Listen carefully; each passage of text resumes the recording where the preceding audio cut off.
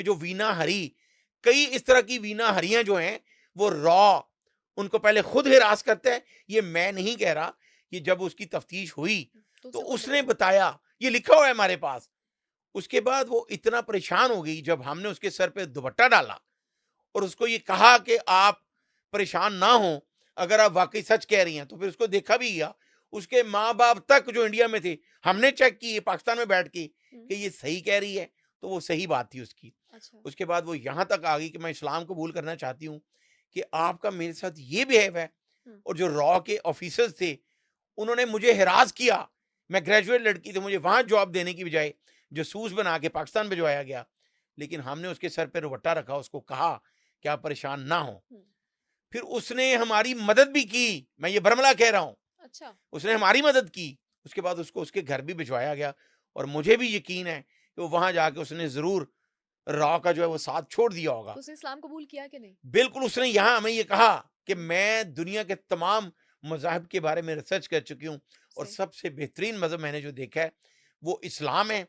और जिस तरह का आईएसआई ने रोल मेरे साथ अदा किया है, हुँ, तो मैं ये चाहती हूँ कि मैं मुसलमान हो जाऊँ।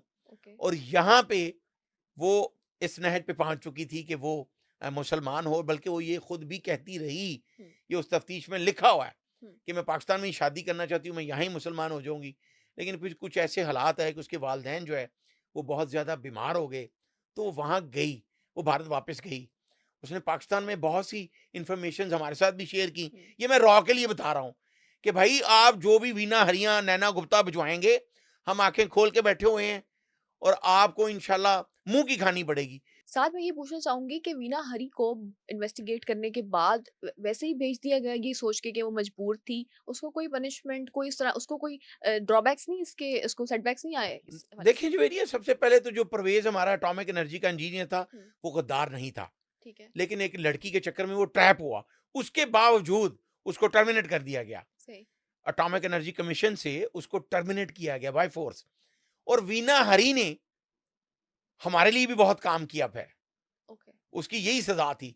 उसने रॉ की बहुत सी बातें हमें बताई।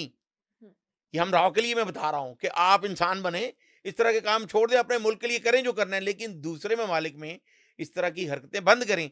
अभी भी जो सारा प्लान किया गया है, ये जो हुँ, 29 स्याह कत्ल किए गए हैं, वो रॉ ने सारा वो डिज़ाइन किया है।